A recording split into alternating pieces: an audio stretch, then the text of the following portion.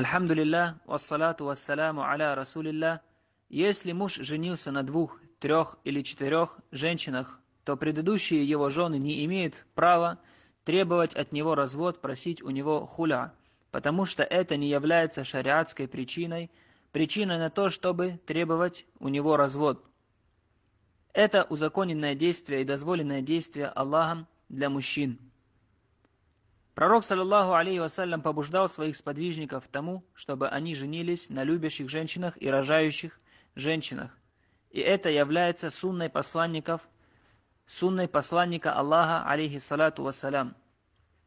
Аллах, субханаху ва та'аля, говорит в суре Ан-Ниса в 3 аяте: «Фанкиху ма таба лакум минан ниса, маthна ва thулатha ва руба', фа ин хифтум алла та'дилу, фавахидатан ау ма малакат айманукум».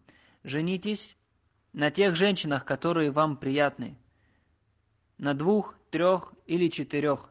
А если вы боитесь то, что вы будете несправедливы по отношению к ним, то женитесь на одной или те, что овладели вашей десницей, то есть или берите себе наложниц.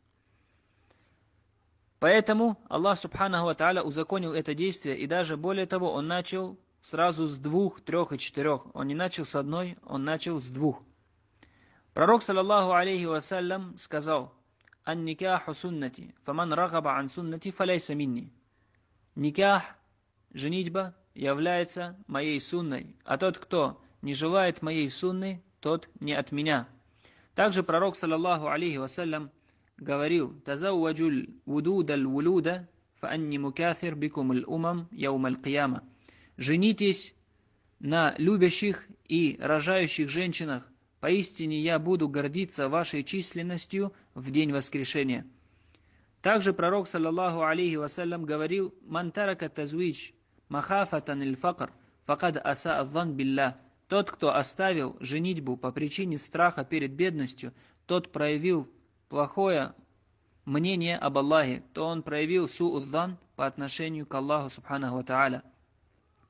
И как говорил один из подвижников, что тот человек, ман мутазауадж вахида фахува джабан, тот, кто женат на одной, то он трус. Ваман мутазауадж ифнатан фахува мискин, а тот, кто женат на 2, то тот бедняк, мискин. Тот, кто женат на 3, то он султан, правитель. А тот, кто женат на 4, то тот лев в своем владении, в своем правительстве. Поэтому мы видим, как стремились сподвижники к этой сунне. И мы знаем, как хуляфа ар-рашидин, праведные предшественники, женились. Как, например, пример тому, Абу Бакр, рады Аллаху анху, он был женат в своей жизни на 5 женщинах. Также Усман ибн Аффан, он был женат на 8 женщинах. А Али ибн Аби Талиб, рады Аллаху анху, он был женат на 9 женщинах. Это не говорит о том, что они были женаты одновременно, потому что дозволяется максимум только 4. Но одновременно они всегда имели 2, 3 или 4 жены. И если что-то происходило не так, они женились на других и разводили тех, которые были непослушны или заслуживали развода. Поэтому, если муж женится на другой женщине, то он делает законное дело и делает сунну посланника Аллаха, алейхи афдалу салату вассалям. А женщине, жене в свое время нужно проявлять терпение, и за что она будет вознаграждена, если на то пожелает Аллах. Валлаху та'аля а'лям ва ахкам.